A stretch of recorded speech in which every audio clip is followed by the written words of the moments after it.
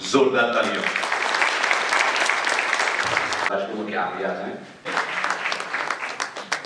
अफसर जान के बाद ताबिश जान किस डिपार्टमेंट में नौकरी मिली? ये श्रीनगर से है। अपनी मेहनत अपनी लगन से उन्हें सामने मैडम ये इसके बाद अगला नाम हुमायरा इनायत। मुबारक हो। ये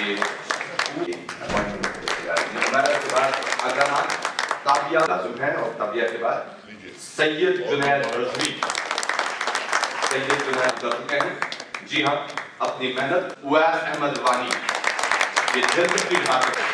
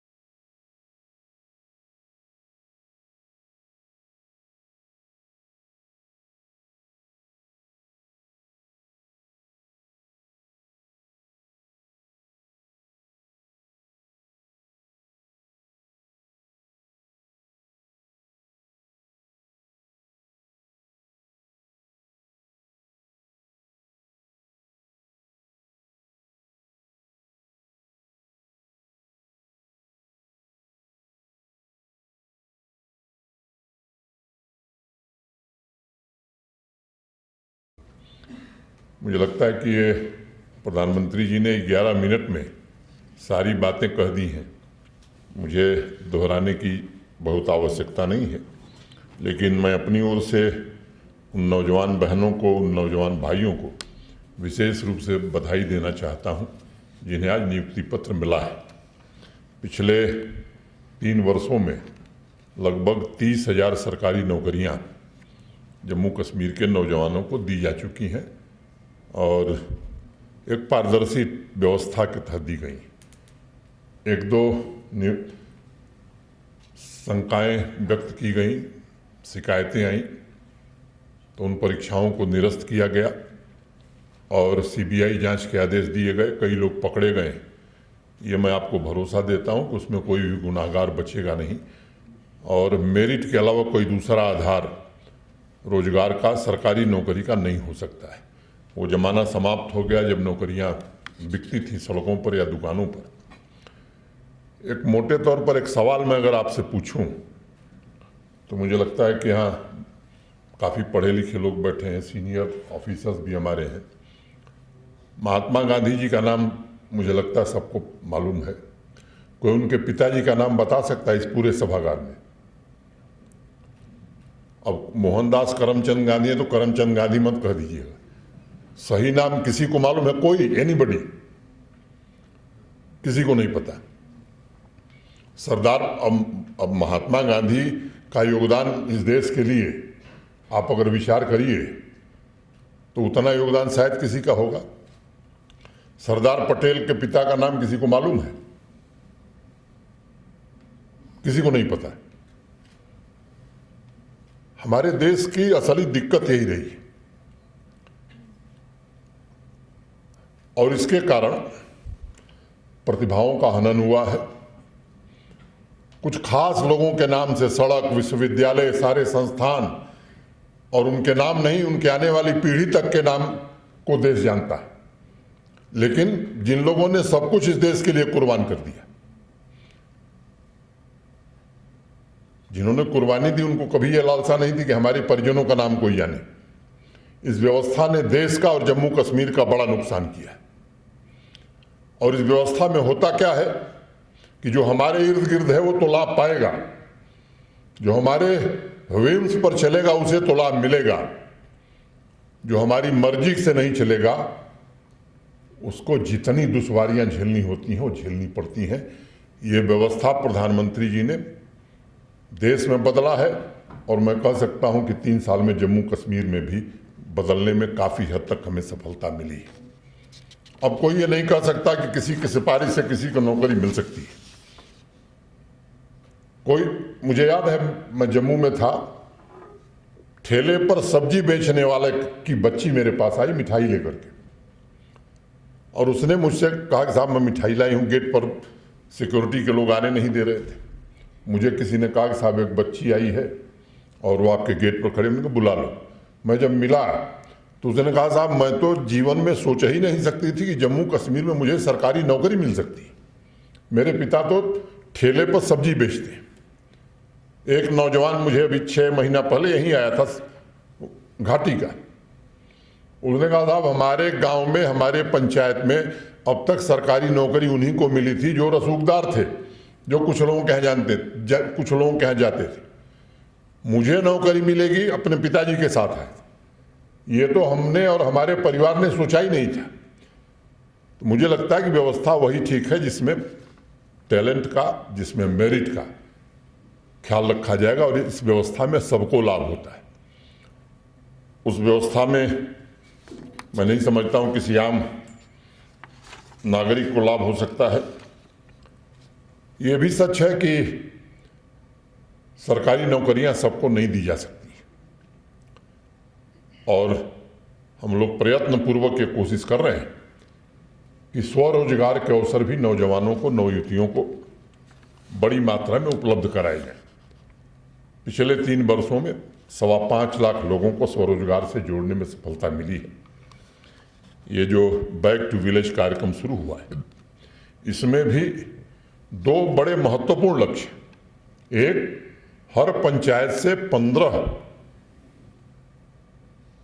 नौजवानों को, नवयुवतियों को, नौजवान बच्चों बच्चियों को चिन्हित करना, और वो कैसे स्वरोजगार कर सकते हैं, सेल्फ एम्प्लॉयमेंट कैसे पा सकते हैं, बैंकों के साथ मीटिंग करके उनको निर्देश दे दिया गया है।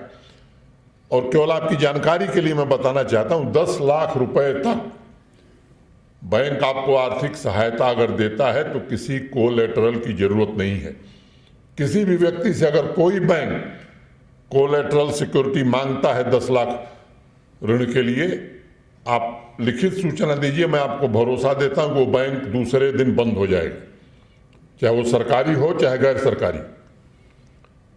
इस पर पूरी तरह से हम लोग मुतमईन होकर के काम करना चाहते हैं। और प्रतिभाओं का जहां तक सवाल है, मैं कह सकता हूं कि जम्मू कश्मीर में जो प्रतिभा है वो निश्चित रूप से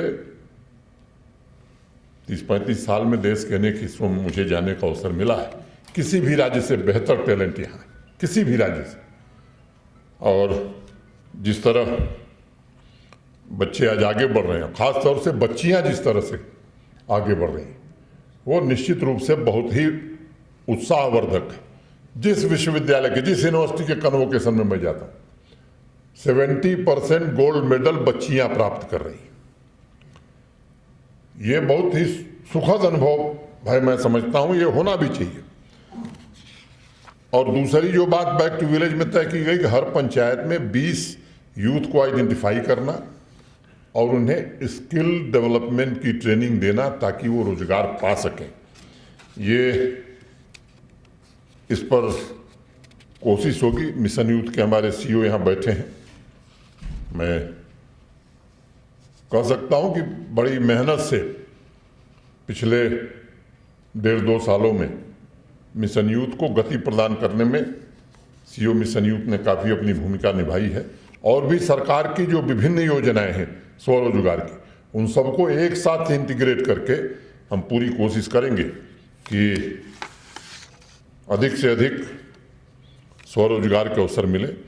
और सरकारी नौकरियों के जो रिक्त पद हैं, आप में को मैं बताना चाहता हूं कि पिछले बार जब शिकायतें आई सब इंस्पेक्टर की भर्ती में, और 2 और शिकायतें आई थी, मैंने निरस्त किया था, सीबीआई को जांच दी थी। मोटे तौर पर अधिकांश लोग पकड़े जा चुके हैं, जांच अंतिम चरण में है। अब टेंडर हो गया है एसएसबी का, पारदर्शी व्यवस्था कायम रहे। मैं उम्मीद करता हूं कि नवंबर माह में वो तीनों परीक्षाएं पहले प्राथमिकता के आधार पर होंगी, और शेष जो 11,075 पद हमने चिन्हित किए हैं उनकी भर्ती का काम भी इस वर्ष पूरा किया जाएगा। ये कोशिश हम लोग लगातार करेंगे। मुझे लगता है कि इससे ज़्यादा आज कुछ कहने की आवश्यकता नहीं है। मैं आप सबसे निवेदन करना चाहता हूं कि बदलाव की एक नई बयार जम्मू कश्मीर में बही है और मैं इस बात को कहना चाहता हूं कि आपको भी इसमें हिस्सेदारी निभानी पड़ेगी। ढेर सारे लोग, अब कोई ऐसी घटना होती है तो लोग चेहरा छिपाकर नहीं आते, सड़क पर अपना चेहरा खोल करके आ रहे हैं। ये एक बड़ा बदलाव है, साधारण बदलाव नहीं है। कुछ लोग जिन्होंने पिछले 30 वर्षों में पता नहीं कितने लाख गरीब नौजवानों की जिंदगी ली है,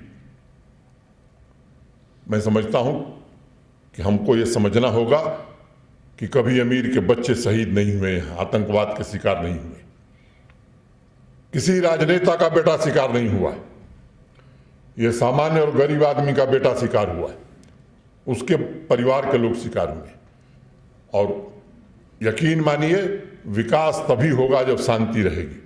शांति स्थापित करना केवल सिक्योरिटी फोर्सेस का काम नहीं है, प्रशासन के हर अंग का काम है और आवाम को भी उसमें आगे आकर के निश्चित रूप से सहयोग करने की आवश्यकता है। और मैं आपको भरोसा देना चाहता हूं कि वो अंतिम सांसें ले रहा है। जो लोग इस इकोसिस्टम को चला रहे थे, वो ये कोशिश कर रहे हैं कुछ निर्दोष लोगों की हत्या करके, निरपराध लोगों की जान लेकर के एक भय का वातावरण बनाना, बाहर से आए हुए उस मजदूर को जो यहाँ की अर्थव्यवस्था में अपना योगदान देता है, अगर न आवे तो मैं कह सकता हूं कि नहीं ईंट भट्ठे यहाँ चलेंगे, न सेब के फल तोड़े जाएंगे। ऐसे निरपराध निरीह गरीब लोगों को मार करके वो ये कोशिश कर रहे हैं कि ये जो दिशा है जम्मू कश्मीर प्रशासन की या माननीय प्रधानमंत्री जी के नेतृत्व में जिस दिशा में हम आगे बढ़ रहे हैं, ये दिशा ठीक नहीं है। दिशा वही ठीक थी जो 30 साल पहले हुई प्रारंभ थी। यकीन मानिए, वो दिशा और वो व्यवस्था बिल्कुल ठीक नहीं थी। और हमारा पड़ोसी वो इस बात से चिंतित है, जो प्रधानमंत्री जी ने कहा कि इतनी बड़ी संख्या में टूरिस्ट आ रहा है, निवेश आ रहा है, इंफ्रास्ट्रक्चर के काम हो रहे हैं, कश्मीर कन्याकुमारी से जुड़ने जा रहा है। श्रीनगर से 32 फ्लाइट ऑपरेट होती थी, आज 110 फ्लाइट ऑपरेट हो रही है। जम्मू से 6 फ्लाइट चलती थी, जो सुबह आता था शाम को जाने के लिए कोई इंतजाम नहीं होता था, वहां 44 फ्लाइट चल रही। ये जो परिस्थितियां बदली हैं, गांधी जयंती में भी मैं आपको बताना चाहता हूं कि घाटी में ज्यादा लोग निकले जम्मू की तुलना में। और जब इंडिपेंडेंस डे के लिए, स्वतंत्रता दिवस के लिए जब कंपटीशन प्रारंभ कराया गया था, तो पहले चरण में घाटी के नौजवान विद्यार्थियों और भाइयों और बहनों ने, बच्चों ने, उनकी एंट्री जम्मू रीजन से ज्यादा थी। ये एक गौर करने वाला विषय है। आवाम यहां की चाहती है कि अमन चैन हो, शांति हो, लेकिन कुछ निहित स्वार्थ के लोग हैं जिनको अमन चैन पसंद नहीं है।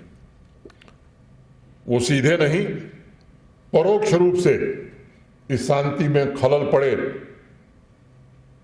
कुछ न कुछ कोशिश करते रहते हैं। कुछ लोग अटपटे बयान देते हैं। मैं कहना चाहता हूं कि अब जो कानून में अधिकार प्राप्त है प्रशासन को, जो लोग भी यहां की शांति में खलल पैदा करेंगे और जो लोग भी उकसाने का काम करेंगे, उनके खिलाफ निश्चित रूप से कार्रवाई की जाएगी। और ये हमने तय किया है, चाहे वो जितना बड़ा आदमी हो, यहाँ के अमन चैन में, यहाँ के शांति में अगर खलल डालने की कोशिश करेगा, कोई इस तरह की बयानबाजी करेगा जिससे यहाँ का माहौल खराब होता है, यहाँ का सांप्रदायिक सौहार्द बिगड़ता है, तो कानून और संविधान के दायरे में उनके विरुद्ध निश्चित रूप से कार्रवाई करेंगे हम लोग। और हम आपको भरोसा देना चाहते हैं कि पारदर्शी व्यवस्था और सबका साथ सबका विकास, वास्तव में सबके विकास के लिए हम लोग संकल्पित हैं। इतनी ही बात कहते हुए मैं जिला इंतजामिया, खासतौर से डीसी श्रीनगर को हृदय से बहुत धन्यवाद देता हूं और पूरे प्रशासन को, जिन लोगों ने इस पूरी व्यवस्था में, आज पूरे 20 जिलों में ये कार्यक्रम हो रहा है। प्रधानमंत्री जी ने बताया 3000 नियुक्ति पत्र आज दिए जाएंगे, 700 का वेरिफिकेशन हो रहा है, वो भी मैं उम्मीद करता हूं कि हफ्ते 10 दिन में वो भी दे दिए जाएंगे। बाकी जो रिक्त सरकारी पद हैं उन्हें भी जल्दी से जल्दी भरने की प्रक्रिया शुरू की जाएगी। बहुत बहुत धन्यवाद। जय हिंद।